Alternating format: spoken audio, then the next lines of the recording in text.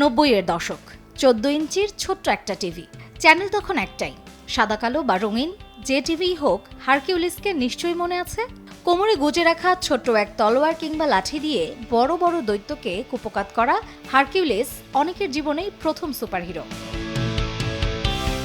6 foot 3 ইঞ্চির এই মানুষটাকে 90-এর দশকে কে না চিনত। সবাই তাকে হারকিউলিস নামে চিনলেও তার আসল নাম কেভিন ডেভিড সোরবো। তিনি একজন নরওয়েজিয়ান বংশোদ্ভূত আমেরিকান অভিনেতা। তিনি মিনেসোটা শহরের একটি নরওয়েজিয়ান লুথারান পরিবারে 1958 সালের সেপ্টেম্বর মাসে জন্মগ্রহণ করেন।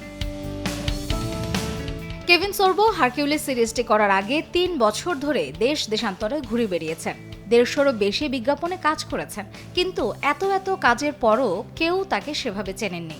এরপরেই কাজ করলেন হারকিউলিস সিরিজে। সেই থেকেই দর্শক মহলে তিনি পরিচিত হয়ে গেলেন হারকিউলিস নামেই।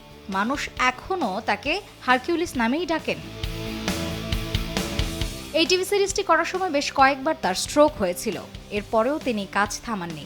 একটু বিশ্রাম নিয়েই আবার শুটিংয়ে চলে যেতেন, আবার অসুস্থ হতেন, আবার বিশ্রাম নিয়ে আবার শুটিং। দর্শকদের ছেড়ে দূরে থাকতে পারেননি তিনি। কেভিন সোরবো 1.5 শতাধিক বিজ্ঞাপন ছাড়াও এ পর্যন্ত 1/2 শতাধিক সিনেমা এবং 43টি টিভি সিরিজে অভিনয় করেছেন। তবে হারকিউলিসের মতো জনপ্রিয়তা অর্জন করতে পারেননি অন্য কোনো কিছু দিয়েই। ব্যক্তিগত জীবনে তিনি বিয়ে করেছেন অভিনেত্রী স্যাম জেনকিনসনকে।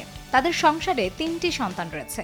একজন লুথারান হিসেবে বড় হলেও কেভিন সোরবো একজন পুরোদস্তুর খ্রিস্টান। আর রাজনৈতিক দর্শনে তিনি আমেরিকার একজন রিপাবলিকান সমর্থক।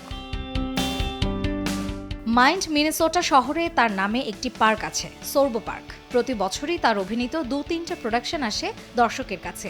এবছর সোরবোকে দেখা যাবে হলিউড মুভি ফায়ারিং স্কোয়াড ও রিগানে। হারকিউলিসের পর কেভিন সোরবো শত কাজ করলেও সেভাবে আর পরিচিতি পাননি। তবে 90-এর দশকের বাঙালিরা তাকে যে সবসময় মনে রেখে চলেছে, সেটা কোনোদিন জানতে পারলে হয়তো তিনি অনেক বেশি আনন্দিত হবেন। মার্জিয়া শ্রেয়া, সময় সংবাদ।